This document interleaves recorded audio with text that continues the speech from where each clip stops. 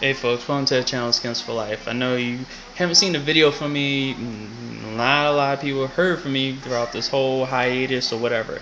Basically, I was just sitting back and waiting for this week to happen, and this week is starting to unfold.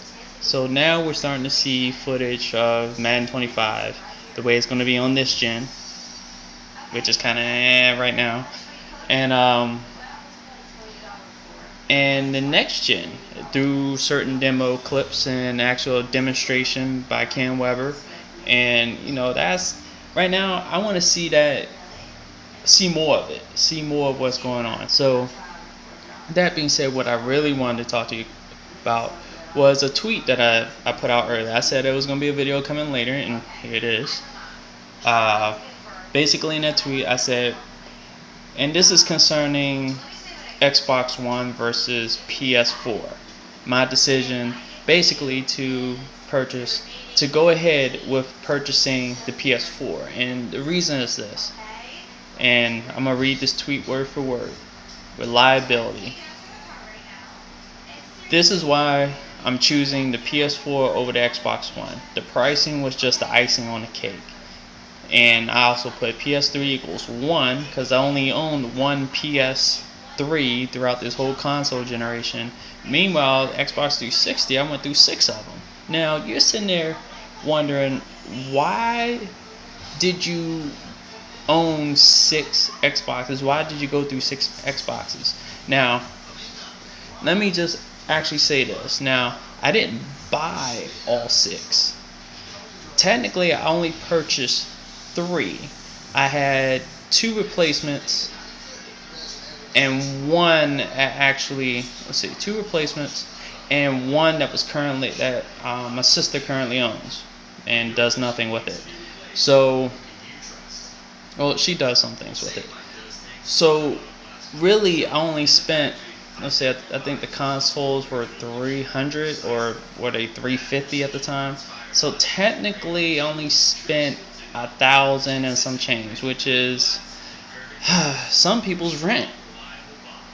So again, my whole thing is reliability as far as Microsoft over Sony.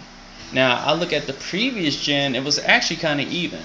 It was Microsoft 2 Xboxes and 2 PS2s, and the only reason that I went through 2 of each was really my fault, because at the time I was in the military, I was in the Air Force, go blue, and I brought them and I put them in the luggage, didn't really secure them, and they shook around for a little bit, and chips flew where they went, so they was damaged during the flights, and I had to replace them.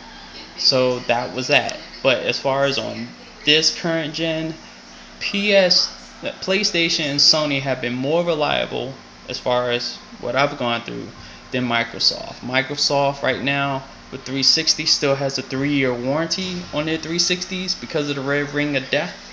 So when Microsoft came out with the pricing of $500 for their new console, the look on my face was this. It just, for what I went through, $500 is not worth risking the fact that red rings of death will continue on to the next gen. Meanwhile, Sony, their price point $400, no real restrictions to speak of.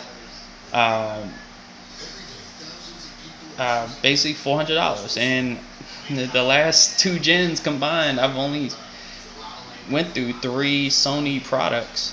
So one on the current gen and 2 in the last gen before that. So my size was Sony mainly because of that.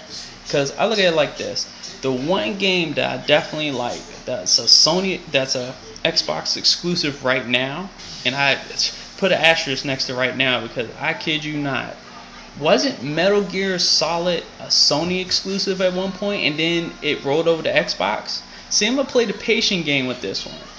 Metal Gear Solid 5 will come to Sony eventually. I don't know the particulars of their exclusivity with Microsoft, but you gotta think that Microsoft only didn't sign a limited exclusive deal with Konami, or I guess Konami still makes Metal Gear Solid games. Correct me if I'm wrong in the comments, but you gotta think that game's coming to Sony once that deal is done.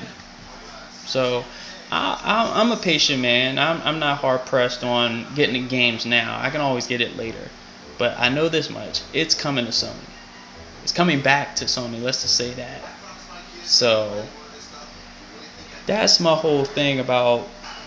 I'm not even gonna say that I'm involved. I'm one of those console nerds that are gonna sit there and say, "Oh, the Sony is better because it has this type of mega processor and blah blah blah."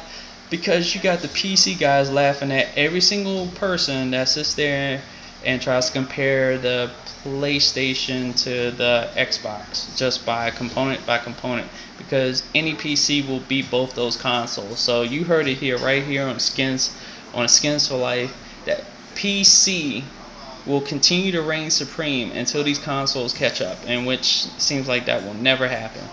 So that being said, that's pretty much it. I'm not worried about the specs because they're both great systems. It's just that I'm not paying $500 for a system, and I'm not potentially buying multiple systems because they overheat. So that's my 2 cents about that, and I will leave it for you guys to comment down below. What do you guys think? Which system are you guys purchasing? Shoot, if you have enough space after you said that, tell me why. Respond. Tell me why are you getting whatever console you're deciding to buy, because whatever you buy is going to work just for you, not anyone else. So don't get caught up in this console wars, and one thing I will say, and I had to say this about the people that bought the Nintendo Wii. Doesn't it feel like the Nintendo Wii is the side chick in all this? Just a thought. Peace.